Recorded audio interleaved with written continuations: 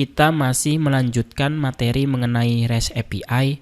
Pada video sebelumnya, kita sudah berhasil mengambil sebuah file JSON untuk mengakses data-datanya. Tentu file JSON-nya kita buat manual sendiri. Yang kita ambil kasusnya adalah Jcodonut.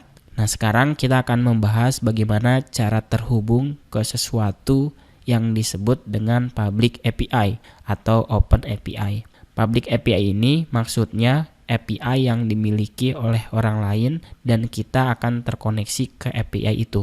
Ya, walaupun pada akhirnya kita itu sebetulnya sama saja terhubung ke sebuah file JSON, tapi JSON-nya hasil generate dari Public API atau hasil generate dari server orang lain. Sebelum kita mulai, seperti biasa kita lihat dulu definisi dari Public API. Nah, Public API ini merupakan sebuah API yang dapat diakses secara publik, di mana di dalamnya tersedia aturan-aturan untuk si developer supaya dapat mengakses data tersebut. Jadi ilustrasinya seperti ini, teman-teman bisa lihat ada gambar di sini. Misalnya kita punya sebuah aplikasi back-end system yang sudah ada, lalu aplikasi tersebut menyediakan Open API atau Public API. Tentu Open API ini bisa diakses melalui website, mobile, dan desktop yang menggunakan data dari aplikasi yang sudah jadi. Jadi ini aplikasi yang udah jadi, saya punya server sendiri, saya punya database sendiri, saya punya backend system sendiri. Nah, backend system ini menyediakan layanan API agar bisa diakses oleh user, bisa diakses melalui website, desktop, ataupun mobile apps. Nah, dengan melakukan hal itu, kita bisa membuat sebuah bisnis, baik itu menambahkan customer ataupun meningkatkan pendapatan. Jadi intinya kita bisa membuat aplikasi menggunakan data yang dimiliki oleh aplikasi orang lain. Jadi aplikasi orang lain sudah ada, kita tinggal pakai. Dan sampai saat ini hampir semua perusahaan besar itu menggunakan akses agar orang luar bisa masuk ke dalam sistemnya yang menggunakan API ini. Misalnya Bank BCA punya server sendiri, punya sistem sendiri, punya aplikasinya sendiri. Nah, Bank BCA menyediakan layanan API untuk bisa kita pakai, untuk bisa kita akses. Seperti itu. Atau misalnya Google adalah sebuah perusahaan yang besar. Di dalamnya ada banyak sekali aplikasi-aplikasi yang tersedia. Dan itu kita bisa terhubung ke banyak aplikasinya.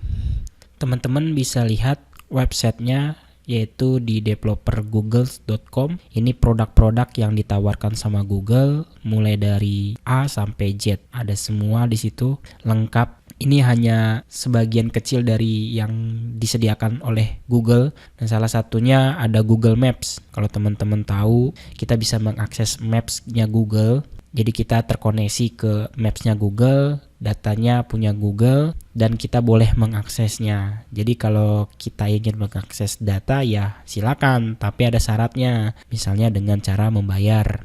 Lalu teman-teman juga bisa kunjungi ada developerbca.co.id. Ini adalah API untuk bisa bertransaksi melalui BCA. Teman-teman bisa mengimplementasikan API ini. Terus kalau teman-teman mau tahu lebih detailnya ya tinggal silakan aja kunjungi website-website yang seperti ini. Yang kedua, misalnya kita tahu perusahaan lain seperti Facebook. Facebook juga membuka data di dalam aplikasinya menggunakan API. Contohnya ada gaming, social integration, virtual reality, dan masih banyak lagi. Ini produk-produk yang ditawarkan sama Facebook. Kalau misalnya teman-teman ingin mengimplementasikan salah satu produk ini ya silakan, tinggal pelajari satu persatu. Pokoknya di sini kita belajar basic bagaimana cara mengakses API dari salah satu server orang lain. Kita akan lihat di video berikutnya ya. Pokoknya ada banyak sekali, hampir semua perusahaan atau aplikasi seperti Instagram, Twitter, Spotify, dan SoundCloud itu semua menyediakan API agar pengembang dan developer lain itu bisa terhubung dan mengakses datanya. Tanpa harus kita buat datanya, kita tinggal akses saja. Mau data apa nih? Silakan tinggal cari. Nah, di sini saya sudah kumpulkan beberapa public API yang bisa kalian akses. Contohnya ada website yang namanya anyapi.com. Dari halaman ini ada API-API yang teman-teman bisa gunakan ya, mulai dari Instagram, ada Google Sheet, Spotify. Tapi yang perlu kalian ketahui dari API-API yang ada ini, kita juga harus perhatikan yang namanya autentikasi. Jadi tidak semua API ini bebas bisa digunakan. Ada juga API yang tanpa autentikasi. Kita mengaksesnya ya secara bebas. Contohnya kita punya dummy API. Teman-teman bisa kunjungi. Ini cuma fake data aja. Gimana cara mengakses data ini? Ya silakan, ini nggak berbayar, ini gratis. Kalau cuma hanya belajar-belajar aja, teman-teman bisa gunakan ini. Atau ada juga yang namanya News API. Ini gratis, cuma mungkin kita harus registrasi dulu ke websitenya dia. Ada newsapi.org, teman-teman bisa kunjungi itu. Nah, perlu diingat, begitu kita terhubung ke sebuah API, itu artinya kita juga mengambil sumber data dari server orang lain atau server mereka. Meskipun kita hanya mengambil datanya saja, tetap saja ada proses upload di sisi server mereka. Tentu saja kalau tanpa autentikasi seperti itu, kita bisa akses kapanpun, berapa kali pun, itu akan menghabiskan resource mereka. Makanya harus ada autentikasi yang disebut dengan key atau token. Nah, biasanya ini adalah cara kita untuk bisa mengakses API punya orang lain. Mereka menyediakan sebuah key, tentu key-nya biasanya terbatas. Ya, contohnya ada sebuah API yang kalau kita mau pakai, kita harus buat dulu key-nya. Ya, dengan cara mendaftar ke website tersebut. Nanti mereka menyediakan API. Nah, seperti ini nih, News API. Ini portal berita dari luar, teman-teman bisa pakai. Tapi harus login dulu, harus daftar dulu untuk mendapatkan API ini. Atau token ya, atau string random. Dan key itu misalnya hanya bisa dipakai 1000 kali dalam sehari misalnya. Kalau sudah 1000, ya sudah, tidak bisa dipakai lagi. Besok baru bisa kita pakai lagi. Mungkin ada aturan seperti itu. Nah, gimana kalau misalnya kalian bikin aplikasi yang connect ke API itu seharinya bisa lebih dari 1000? Ya, berarti mereka menyediakan skema berbayar. Kalau mau lebih banyak ya silakan, tapi bayar. Kayak Google Maps aja dulu kita bisa mengakses Google Maps, sekarang sudah berbayar.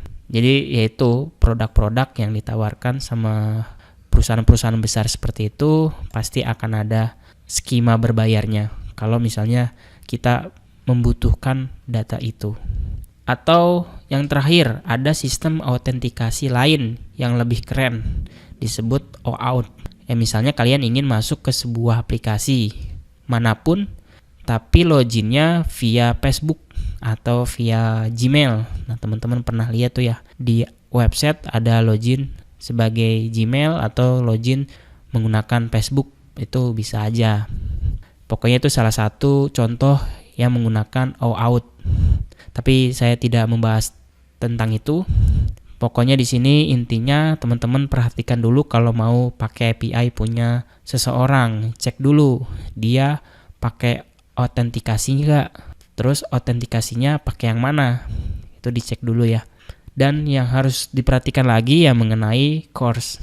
Jadi REST server juga ada aturan CORS-nya. Ada yang memungkinkan kita tidak bisa sembarangan akses karena ada CORS. Tapi biasanya itu semua sudah ada di dokumentasi aplikasinya. Jadi teman-teman silakan rajin-rajin membaca dokumentasi milik API itu.